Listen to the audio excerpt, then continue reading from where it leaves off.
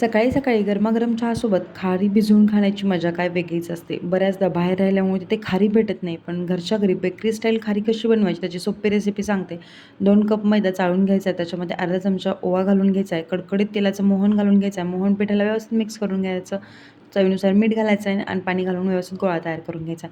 2 चमचे साठा 1 पळी तेल मिक्स करून घ्यायचं आहे. या पद्धतीने छोटे छोटे गोळे तयार करून घ्यायचे आहेत. एक पातळसर अशी पाटी लाटून घ्यायची, आपण जशी करंजाची लाटतो की त्या पद्धतीने.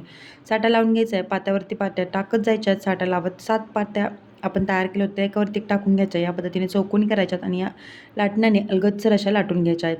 एकावर एक अशा पात्या लाटल्याने काय होतं, भरपूर असे लेयर्स सुटतात आणि खारी एकदम खुसखुशीत होते. चौकोनी अशा कापून घ्यायच्यात. तेल एकदम नॉर्मल गरम करायचं आणि त्याच्यामध्ये ह्या खाऱ्या सोडून घ्यायच्यात. आलटून-पालटून चांगल्या एक 7 ते 8 मिनिटं फ्राय करून घ्यायच्यात. ते खुसखुशीत या खाऱ्या बनून तयार होतात, अगदी बेकरी स्टाईलमध्ये. याची फुल रेसिपी आपल्या चॅनलवरती अपलोड केलेली आहे. एकदा नक्की जाऊन चेक करा आणि व्हिडिओ आवडला तर आपल्या चॅनलला जरूर सबस्क्राईब करा.